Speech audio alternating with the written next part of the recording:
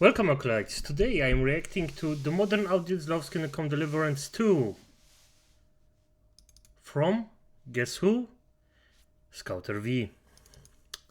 Now, let's just start because this man is a legend. You know it, I know it, or you don't know it, but after this you will. So let's just start. My dudes, get your loops. We finally got Kingdom Come Deliverance 2, and as a lot of you guys already know, I'm a huge fan of the first game. And now that I have over 50 hours in part 2, I can say with confidence that this game is way better than the first one. And my god, the immersion is off the charts. I didn't know I'd enjoy basket weaving so much, but here we are. Now By the way, she can do things with those hands, so love it. Even though the game is awesome, it's been under fire because of some questionable design choices made by the director of Warhorse Studios, Daniel Vavra, and he's been getting a ton of backlash on X. People are now calling the game woke and a bunch of other bullshit, but looking at the Steam charts, I think that most people are all just out here picking up medieval baddies while stabbing people in the face like, "Find Jesus, motherfucker!" But don't think we don't care that the panties aren't there. If you dudes haven't watched it yet, I've already made a video praising Daniel Vavra for not pandering and virtue signaling in his first game. And man, I'm not gonna lie, when I heard some of the leaks, my DEI spider senses were tingling. Well, at first, I didn't even believe it. It basically went against everything I said in the first video. On a previous episode of ScouterVee. You gotta appreciate a company that sticks to their vision and never bends the knee. Daniel Vavra stated it clearly. Would you please tell me what's racist about telling the truth? There are no black people in medieval Bohemia, period. And now some weirdo journalists like Jade King from TheGamer.com wrote, Kingdom Come Deliverance 2 is just a medieval Brokeback Mountain, trying to suggest that the relationship between Henry and Hans could be romantic. That was embarrassing. I wonder why I didn't get a review code. So let's talk about...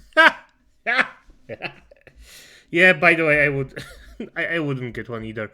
It's just the thing is, I actually don't care about it that much. I don't romance in video games most of the times, except in the first one. The first one it was pretty cute with Teresa, so there's that, but okay, about the controversial retcon to add a gay romance option between Henry and Hans. If you're not familiar with the story, these dudes have been non-stop gooning over Bohemian babes most of the first game, but for some reason Daniel Vavra decided that these dudes can be more than just friends out of nowhere. Thank God they added this romance marker to the dialogue, because apparently telling your best friend that you care about them means you want to hose them down with the old squirtle. This is an RPG. You don't have to select those dialogue options. What are you, gay? Quit gaslighting people, dudes. That's not the point. I just want to know why Daniel Vavra added it in the first place. This is like if George Lucas made a Star Wars RPG where you play as Luke, and then they randomly added a Han Solo romance. Hey kid, could you show me how you power up that lightsaber? Anything for you, Hans. Look, I've said it before. Oh.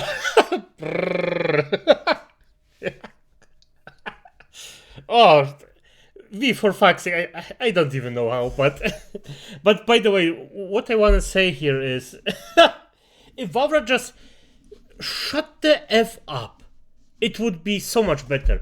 Or if they said, yeah, the romance thing, okay, yeah, we just wanted to test it out. Fair enough. Poor dudes, but gay characters don't bother me at all, unless they were put in just to pander and virtue signal. And personally, I don't think that's what this is, but I just don't understand why the hell this was added or what value it brings to the player. They just took the established lore and threw a bunch of shit on it. If you don't believe me, take a look. They said it themselves. In Kingdom Come Deliverance, you play as the son of a blacksmith named Henry. You're straight and you're white. It doesn't matter who you are in real life, what your skin color is, or what your sexual preference is. We're all stuck with this moron, and we all have to make do with what we get. Hell, this affects me just like everybody else. I have my own preferences, but that ain't stopping me, ScouterVee, from getting that sneaky peeky of these chicks cheekies. If you ain't gooning, what are you doing? Another hot topic going on right now is the addition of a black dude named Musa. Black people? I'm not joking, man. They actually put a black dude in 1403 Bohemia. Black people? Such nonsense. I don't believe you. And weren't they just dirty? Whoa, too far, man. Now look, I'm not a historian and I'm not... Definitively. This is Polish humor. And by the way, Polish people say way worse than that. Like, this was minimum. This isn't even close to the thing that could have been said. Gonna debate about historical accuracy, but Daniel Vavra was attacked during his first game for not adding people of color in it by the purple hairs constantly. But him and his team did the research, and they did not back down whatsoever. I really don't think people understand how mind-blowing of an experience it would be for a white person to see a black person for the first time in the 1500s. Hell, we have video of an Australian tribe seeing a white dude for the first time, and they were scared to even touch his hand. Yet we're supposed to believe that this dude is out here raw dogging wenches in bathhouses? Come on, dudes, this is just bad writing. It reminds me of how Ubisoft is portraying Yasuke in Assassin's Creed, as he can just walk around like it's normal, and all these Japanese people are bowing to him like they all took some cultural sensitivity course in college. Yasuke-san, すごい。さすがグレート侍ですね。 This is for poor motherfuckers. Thank you, V. You know why. Thank you. Thank you. Oh, Yasuke, chill. That doesn't happen for another 400 years, bro. It doesn't fucking matter. My name is Musa and I'm here to stay. I'm messing up the story in every single way. Don't get mad at me. I was raised in the mud hut. I was the one that made Henry take it up the butt. Keeps out of flop, beats the cream of the crop. Slowly rising up the ranks to the tippity top. Catch me during the day. I'm reading books on bitches. At night I'm out here making bubbles with bitches. In 2015, Daniel Vavra's stance on DEI was clear, and I'm pretty sure he was the only dev at the time to have the balls to put these activists in their place. He said that there were no black people in Bohemia, period. And to provide the most historical accuracy, he said, we are consulting everything with the top historians on the period. And they laughed when I told them about this nonsense. Which is weird, because it looks like not only did he change his stance entirely, he made this dude a main character with more dialogue than a lot of other people. And he talks about how great his people and his religion is. And the kicker, you can't even kill this dude. Why don't you die?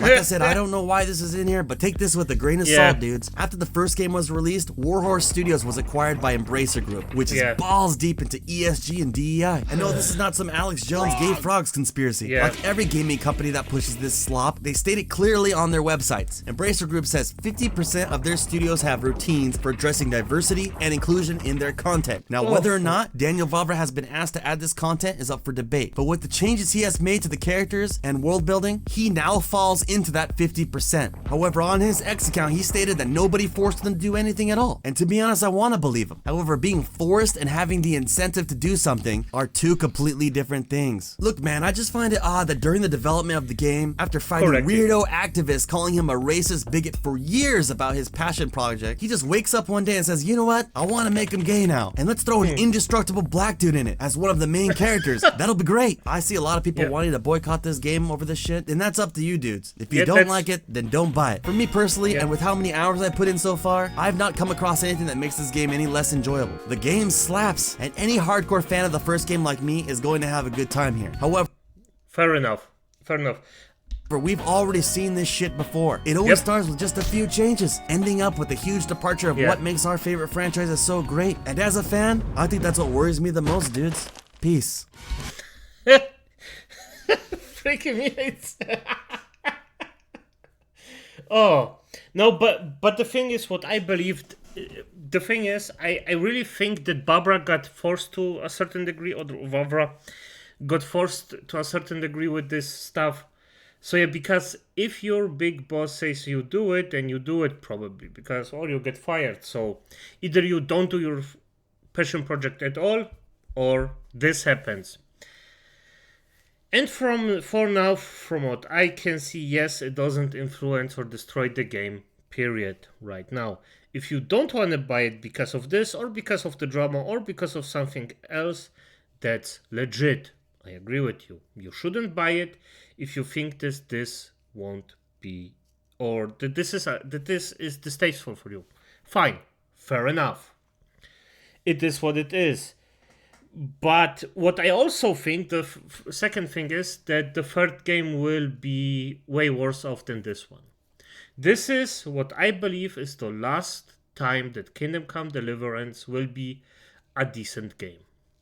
After that, after this, there will be a lot of more or way more DEI stuff in it than right now.